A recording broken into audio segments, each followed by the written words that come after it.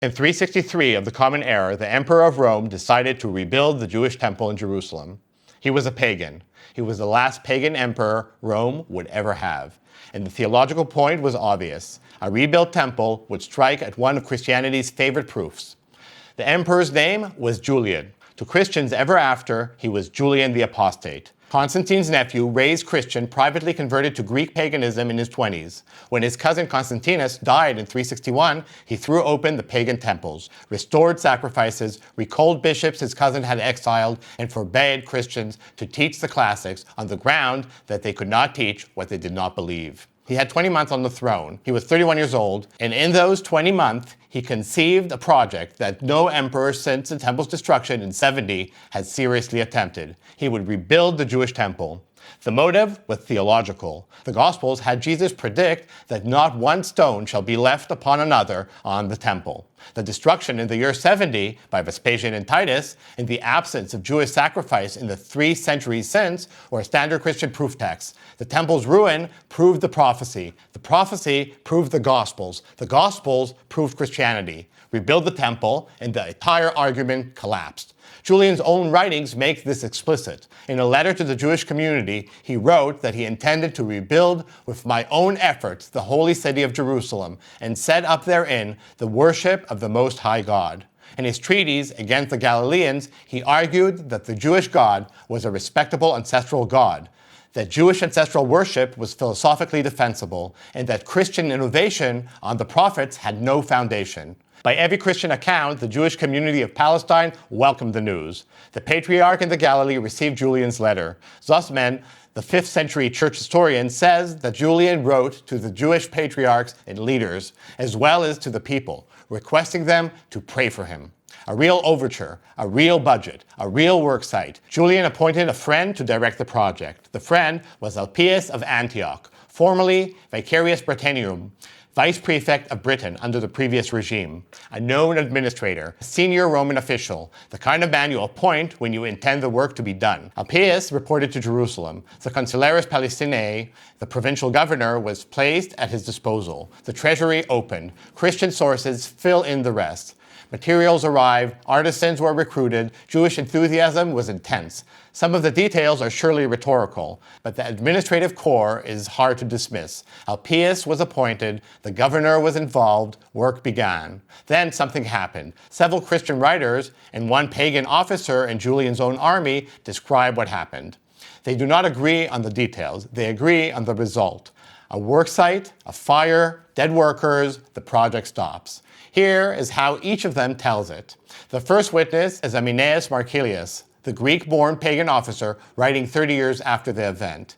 He is the only non-Christian voice in the record. He devotes 2 sentences to it. He says, "Terrifying balls of flame kept bursting forth near the foundations of the temple and made the place inaccessible to the workmen, some of whom were burned to death. And since in this way the element persistently repelled them, the enterprise halted." Notice the phrasing, the element, not God, not providence, the element, fire itself. The impersonal natural force stopped the work. That is the lowest common denominator account. A pagan officer, a brief report, fire on the platform, dead workers, project halted. The next witness is Gregory of Nazianzus, writing within months of the event, almost certainly in 363 or 364. He was Julian's exact contemporary. They had been students together at Athens. In Gregory's telling, a cross of light stood in the sky over the site. The workers' garments came home spotted with stars in the badge of the cross, mark that could not be washed out. A furious blast of wind and sudden heaving of the earth drove the workers against one another. Flame issued from the sacred place. Some were burnt up, others were maimed. Gregory calls the disaster a miracle in the mouth of everybody, not disputed even by the heathen themselves. Gregory is the earliest of the Christian witnesses. The later accounts build on his version. 80 years later, the 5th century church historians take over. Socrates, Zosiman, and Theodoret each elaborate.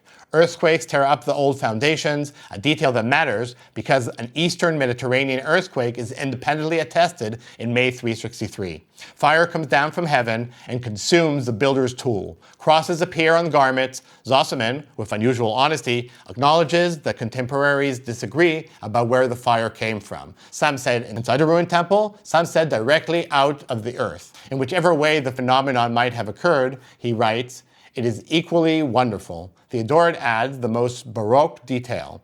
The cleared earth shifted back into place overnight by itself. Julian himself never returned to the question. He was already on the Persian frontier when the order was given. He had marched his army of 65,000 down the Euphrates and was attempting to take Ctesiphon, the Sassanid capital, while the work in Jerusalem was underway. The campaign collapsed. Julian burned his river fleet and tried to march back overland. The Persians harassed the retreat. On June 26 of 363, in a skirmish near a place Ammianus called Samara, Julian rode out. A spear took him in the side. He died that night in his tent, aged 31. His successor was Jovian, a Christian officer the army elected the next morning. Jovian negotiated a humiliating peace and led the army home.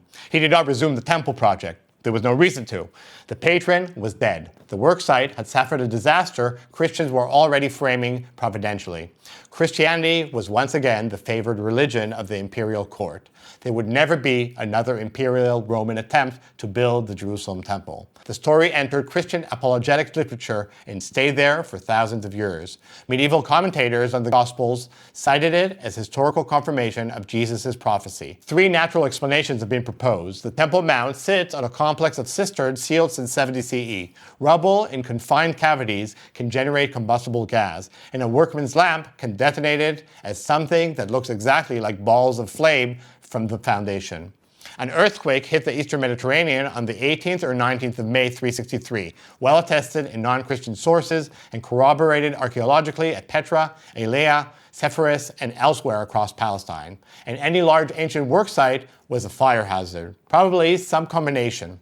A real work site, a real fire, possibly compounded by a real earthquake. 6 ancient witnesses, 1,000 years of theological commentary that followed. And now comes the strangest source problem of all. The Christians could not stop talking about it. The Jews say nothing. Neither the Babylonian nor the Jerusalem Talmud mentions the episode. The Midrashic compilations don't either. Hillel II, the patriarch most likely to have received Julian's letter, presided in the Galilee during exactly these years, and the rabbinic tradition from his circle preserves nothing about a moment when the temple almost came back. Maybe because the moment was smaller than it looks in the Christian sources. Maybe because Jewish participation in the pagan emperor's project sat awkwardly in retrospect. Maybe because the project ended in fire after a few weeks. Whatever the reason, everything we know about Jewish participation in Julian's temple project comes from hostile Christian sources, telling us with elaboration what they say Jewish women and men did on the platform in those few months in 363. For the Christians, the fire proves the prophecy still stood. The story was worth preserving because it confirmed theological arguments that mattered to them.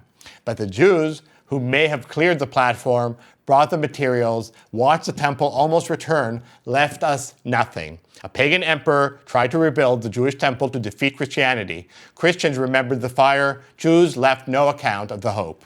Now you know.